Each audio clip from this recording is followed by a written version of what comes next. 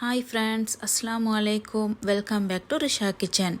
நான் இந்த வீடியோவில் ஷேர் பண்ணுற இந்த ரெண்டு ரெசிபீஸும் சேம் டோ சேம் கறியால் தான் நான் செஞ்சு காட்ட போகிறேன்.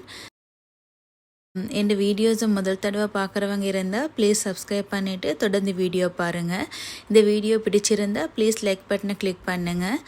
வாங்க இப்போ வீடியோக்குள்ளே போவோம். முதல்ல நான் செஞ்சு காட்ட போகிற அந்த ரெசிபி கமீராண்டு செல்லக்கூடிய ஃப்ரைட் பன். இதை செய்கிறதுக்கு ஒரு பவுலில் இளம் சூடான 100 ml தண்ணியை ஊற்றிக்கொள்ளுங்க. அதில் 1.5 டீஸ்பூன் ஈஸ்ட், 1 டீஸ்பூன் சுகர் சேர்த்து நல்லா மிக்ஸ் பண்ணிவிட்டு 10 மினிட்ஸுக்கு போல் அதை மூடி வைங்க.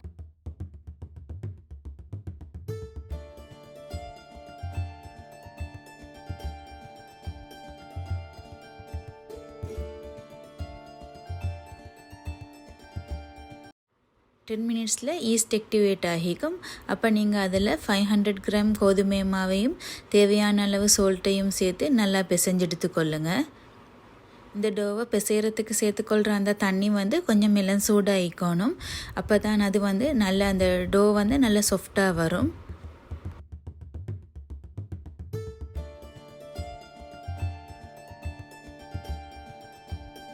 டோவை நல்லா பிசைஞ்சு எடுத்துட்டு 1.5 ஹவருக்கு போல் அதை இந்த பொங்குறதுக்கு மூடி வைங்க.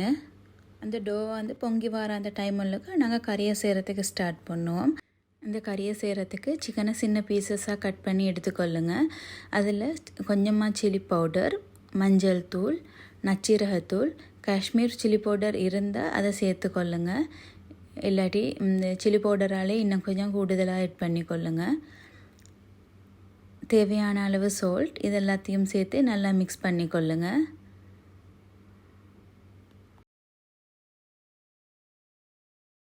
ஒரு ஃப்ரையிங் பேனில் 3 டேபிள் ஸ்பூன் ஆயிலை சேர்த்து அந்த ஆயில் காஞ்சி வரக்கொள்ள அதில் நாங்கள் ஆல்ரெடி மிக்ஸ் பண்ணி வச்ச அந்த சிக்கனை அதில் போட்டு கொஞ்சம் ஃப்ரை பண்ணி எடுத்துக்கொள்ளணும்.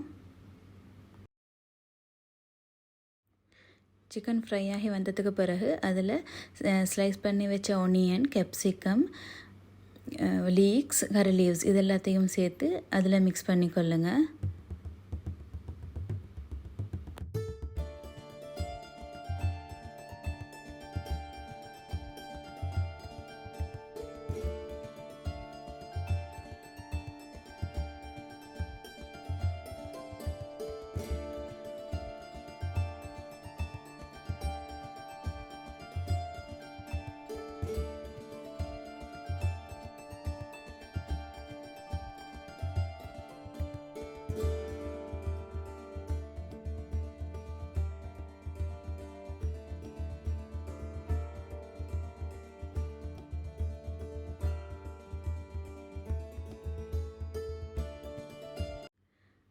ஒனியன் லீக்ஸ் எல்லாம் வதங்கி வரப்போக்கல அதில் கொஞ்சமாக மஞ்சள் தூள், நச்சீரகத்தூள், கொஞ்சம் சில்லி ஃப்ளேக்ஸ், தேவையான அளவு சால்ட் அதை ஆட் பண்ணி மிக்ஸ் பண்ணிக்கொள்ளுங்க.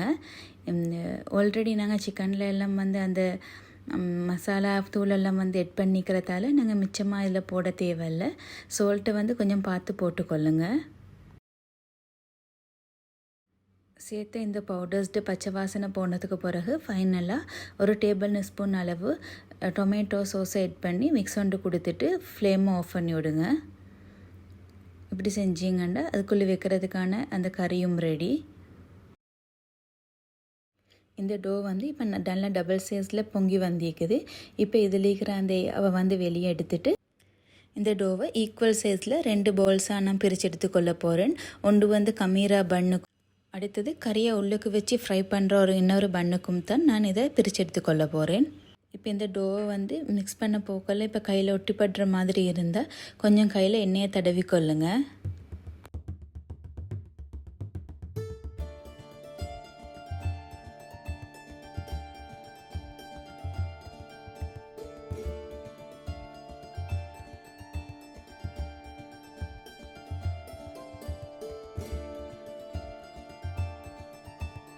கமீரா பண்ணை செய்கிறதுக்கு இந்த டோவை நல்லா பரத்தி எடுத்துக்கொள்ளுங்க. இது இந்த தடிப்பம் மெல்லிசாக ஈக்கப்படாது. அது ஒரு 3 சப்பாத்தியை சேர்ந்த மாதிரி அளவில் அந்த தடிப்பத்தில் ஈக்கணும். அதை நீங்கள் உங்களுக்கு வேண்டிய மாதிரி ஒரு ஷேப்பில் நீங்கள் அதை கட் பண்ணி எடுத்துக்கொள்ளுங்க. நான் ஒரு மூடி ஒன்றால் சர்க்கிள்ஸ் ஷேப்பில் தான் அதை கட் பண்ணி எடுக்கிறேன். உங்களுக்கு ஓவல் ஷேப்லேயும் அதை கட் பண்ணி எடுத்துக்கொள்ளும். இது மாதிரி எல்லாத்தையும் கட் பண்ணி எடுத்துக்கொண்டதுக்கு பிறகு ஒரு பவுலில் ஒரு எக்கை உடைச்சி எடுத்துக்கொள்ளுங்க. அடுத்தது கொஞ்சமாக பிரெட் கிரம்ஸையும் இன்னொரு பிளேட்டில் வச்சுக்கொள்ளுங்க.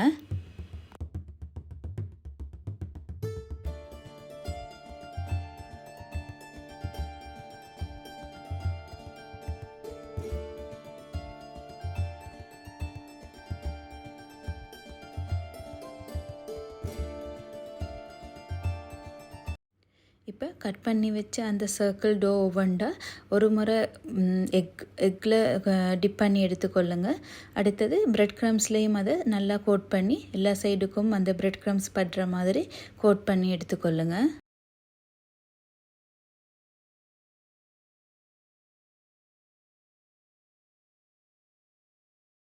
நான் காட்டுற இந்த மாதிரி எல்லாத்தையும் செஞ்சு எடுத்துக்கொள்ளுங்க. இது மாதிரி எல்லாத்தையும் கோட் பண்ணி எடுத்ததுக்கு பிறகு ஒரு ஃப்ரையிங் பேனில் பொரிக்கிறதுக்கு தேவையான அளவு ஆயிலை ஊற்றி அதில் ஆயில் காஞ்சதுக்கு பிறகு ஒவ்வொன்றா போட்டு ஃப்ரை பண்ணி எடுத்துக்கொள்ளுங்க. ஃப்ளேமை மீடியம் டு லோ அளவில் வச்சுக்கொள்ளுங்க. அப்போ தான் அதுக்குள்ளே இருக்கிற அந்த மாவு நல்லா ஃப்ரை ஆகி நல்லா சாஃப்டாக வரும்.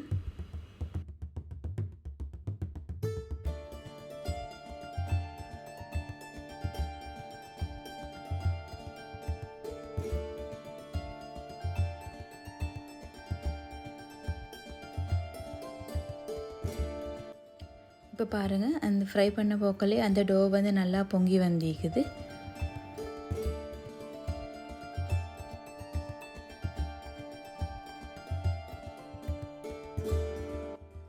இது நல்லா ஃப்ரை ஆகி 2 சைடும் கோல்டன் ப்ரௌன் கலருக்கு மாறி வந்ததுக்கு பிறகு அதை ஆயிலேருந்து எடுங்க.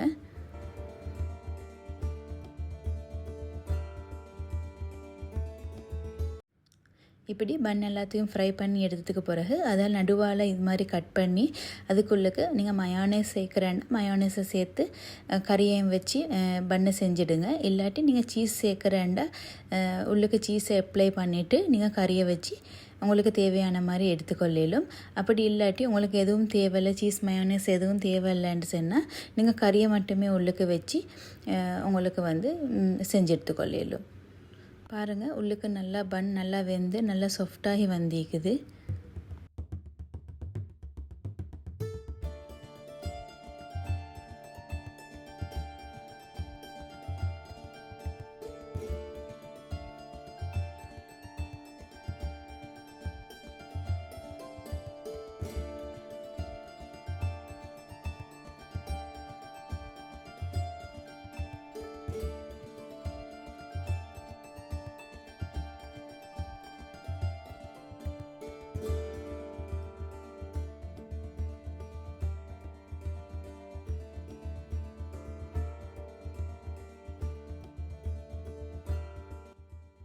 இது மாதிரி ஒவ்வொரு பன்லையும் கறியை வச்சு செஞ்சு எடுத்துக்கொள்ளுங்க.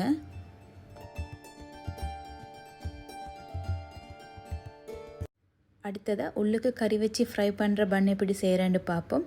இதுக்கு மற்ற போல் எடுத்துக்கொள்ளுங்க. அதை நல்லா தட்டி பரத்தி எடுத்துக்கொள்ளுங்க. அதில் ஒவ்வொரு இடத்துலையும் கறிகளை வச்சு இது மாதிரி இந்த தட்டின மாதிரியே இன்னொரு டோவையும் நல்லா தட்டி பரத்தி எடுத்துக்கொள்ளுங்க. எடுத்ததுக்கு பிறகு அதை இதுக்கு மேலால் வச்சு உங்களுக்கு தேவையான அளவில் ஒரு ஷேப் கொண்டு வச்சு கட் பண்ணி எடுத்துக்கொள்ளுங்க.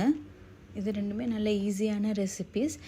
உங்களுக்கு ஒரே டோவை செஞ்சு ஒரே கறியை வச்சு எங்களுக்கு 2 மெத்தடில் செஞ்சு எடுத்துக்கொள்ளும். இது மாதிரி எல்லாத்தையும் செஞ்சு எடுத்துக்கொள்ளுங்க. செஞ்சு எடுத்தது பிறகு மீடியம் அளவில் ஃப்ளேமை வச்சுட்டு இதை ஒவ்வொரு பன்னாக போட்டு ஃப்ரை பண்ணி எடுங்க. இந்த பன்னும் முன்னுக்கு காட்டின பன் மாதிரியே நல்லா சாஃப்டாக வரும். நீங்களும் இதை ட்ரை பண்ணி பாருங்கள். இந்த பன்னுக்குள்ளுக்கு வைக்கிற கறி இதே மாதிரி கறியை செய்யணுமென்றில்லை. நீங்கள் உங்களுக்கு டீக்கிற மாதிரி உங்களுக்கிட்ட எப்படி உங்களுக்கு செய்யலுமோ அந்த மாதிரி நீங்கள் கறியை செஞ்சு உள்ளுக்கு வச்சு ஃப்ரை பண்ணி எடுங்க. நல்ல டேஸ்ட்டாக நல்லா சாஃப்டாக இருக்கும். இந்த வீடியோ பிடிச்சிருந்தால் ப்ளீஸ் லைக் பண்ணுங்கள், ஷேர் பண்ணுங்கள், கமெண்ட் பண்ணுங்கள். എൻ്റെ റെസിപ്പീസ് നിങ്ങൾ ട്രൈ பண்ணினீங்கன்டா அதோட பிக்சர்ஸ் எடுத்து എൻ്റെ இன்ஸ்டா ஐடிக்கு சென்ட் பண்ணி வைங்க. தேங்க்யூ ஃபார் வாட்சிங்.